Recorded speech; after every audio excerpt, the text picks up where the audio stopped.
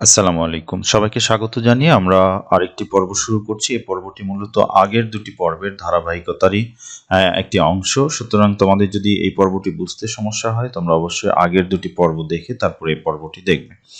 So আমরা বলছি যে এখানে দুটি সেন্টেন্স আমরা লিখেছি, দুটি প্রশ্নবোধক সেন্টেন্স, প্রশ্নবোধক বাক্য।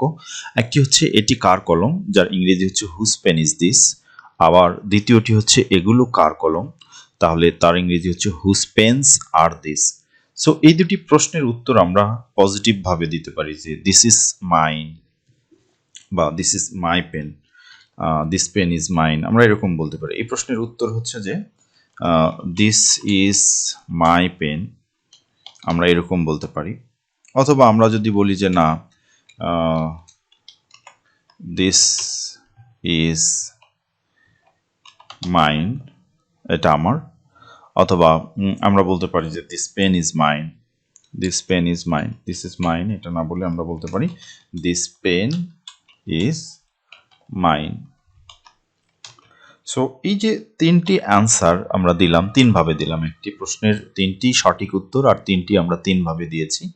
বাট আমরা কিন্তু এই প্রশ্নের উত্তর নেগেটিভ দিতে পারি যে এটি আমার নয়, দিস ইজ নট মাইন, আমরা এরকম বলতে পারি দিস ইজ নট মাইন, এটি আমার নয়, এটি আমার নয়। ঠিক আছে, আমরা এরকম বলতে পারি দিস ইজ নট মাইন, বা এটা আমরা এরকম বলতে পারি দিস ইজন্ট মাইন, রাইট?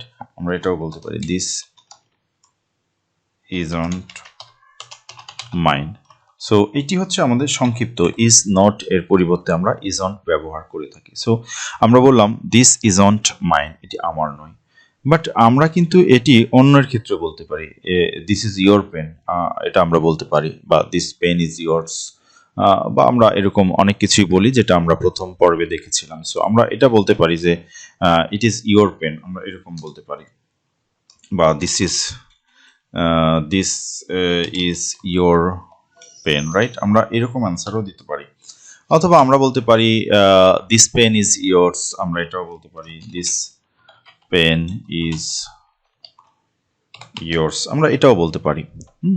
আবার দিস ইজ ইয়োর্স, এটাও আমরা বলতে পারি simply this is yours, yours. আমরা এটা পজিটিভ আনসারের ক্ষেত্রে বললাম। বাট যদি আমরা নেগেটিভ বলি যে না এটি তোমার নয়, তাহলে আমরা বলবো this is not your, this is not yours, right? আমরা এরকম বলবো দিস ইজ নট ইয়োর্স, এটা তোমার নয়। ঠিক আছে, আমরা নেগেটিভ উত্তর যদি করি যে this is not, this pen is not yours, আমরা এটাও বলতে পারি this pen is not yours, আমরা এরকমও বলতে পারি। অথবা আমরা এটা দিস পেন ইজন্ট ইয়োর্স, এটাও বলতে পারি, বা this is not your pen, সেটাও আমরা বলতে পারি।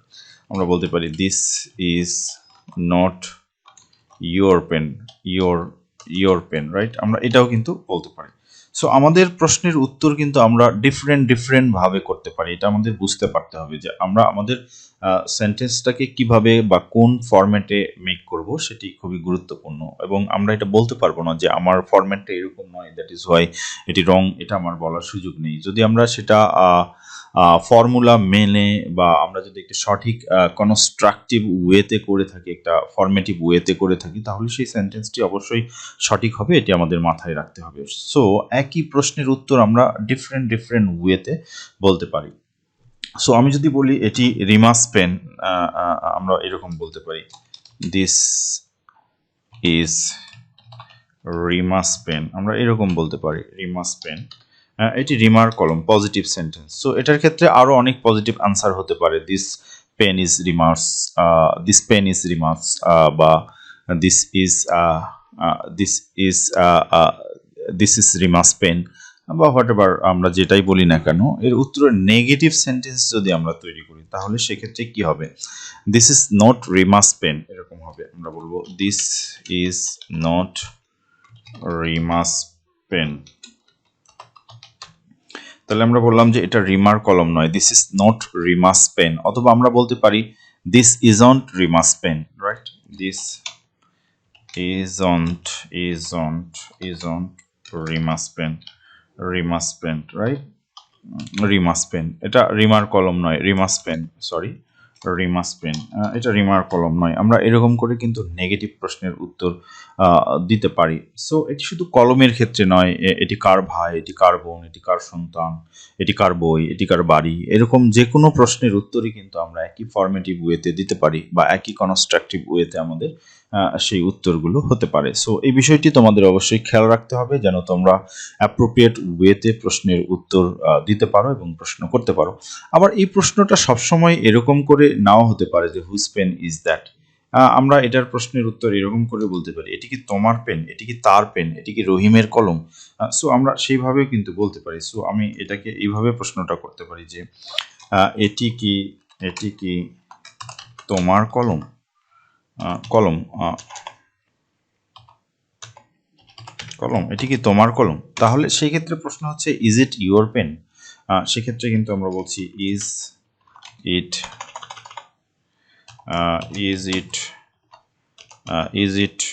Your pen.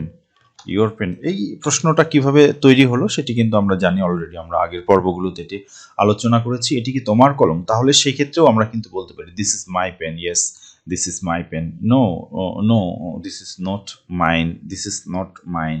আমরা এরকম করে কিন্তু আনসার দিয়ে থাকি, দিস ইজ নট মাইন, এটি আমার নয়, বা no this is not mine, এটি আমার নয়। আমরা যে কোনোভাবেই কিন্তু প্রশ্ন করে উত্তর দিতে পারি। সাধারণত প্রশ্নগুলোর একটি বেসিক ফরম্যাট থাকে, বাট উত্তর কিন্তু ডিফারেন্ট ভাবে আমরা দিতে পারি, এটা আমাদের খেয়াল রাখতে হবে। বাট আমাদের প্রশ্নগুলো যদি বহুবচন বিষয়কে কেন্দ্র করে হয়, অর্থাৎ হুজ পেন্স আর দিস এরকম যদি হয়, বা হুজ পেন্স আর দোজ এরকম যদি হয়, হুজ পেন্স আর দ্যাট এরকম যদি হয়, তাহলে সেই ক্ষেত্রে কিন্তু আমরা আমাদের উত্তরগুলোকে বহুবচন ভাবেই দিব। ঠিক আছে, তাহলে সেই ক্ষেত্রে যদি বলি হুজ পেন আর দিস এগুলো কার কলম, তাহলে আমরা বলবো হয়তো যে এগুলো আমার কলম। ঠিক আছে,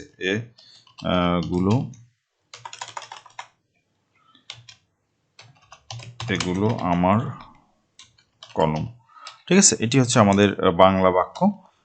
সো আমরা এইটাকে যখন উত্তর করব তখন আমরা বলবো দিস পেন্স, বহুবচন অবজেক্ট ব্যবহার করব, অর্থাৎ this pens are mine, right, are mine. তখন কিন্তু আমরা এরকম করে বলবো this pens are Ruma's, right, this pens are yours, এরকম বলবো this pens are yours, this pens are yours, right, this pens are hers এরকম বলবো, দিস পেন্স আর হার্টস এরকম বলবো, বা this is your pen, this are your pens, this are your pens এরকমও আমরা বলতে পারি। সো আমরা এরকম বলতে পারি দিস আর ইয়োর পেন্স, এরকম করেও আমরা বলতে পারি। সো আমাদের যে প্রশ্নটা, সেই প্রশ্নের বচনটাকে আমাদের খেয়াল রাখতে হবে, যে আমাদের প্রশ্ন যদি এক বচনে হয় তাহলে উত্তরগুলো সাধারণত এক বচনেই হয়, আর প্রশ্ন যদি বহু বচন হয় হুজ দ্বারা, তাহলে উত্তরগুলো কিন্তু বহু বচনই হয়, সেটা আমাদের খেয়াল রাখতে হবে। সো এই গেল আমাদের আজকের বিষয়। সো তোমাদের ভিডিওটি কেমন লাগলো কমেন্টস বক্সে লিখে জানাবে। তোমরা যারা নতুন এই চ্যানেলটিতে, তারা অবশ্যই চ্যানেলটিতে সাবস্ক্রাইব করবে। ধন্যবাদ।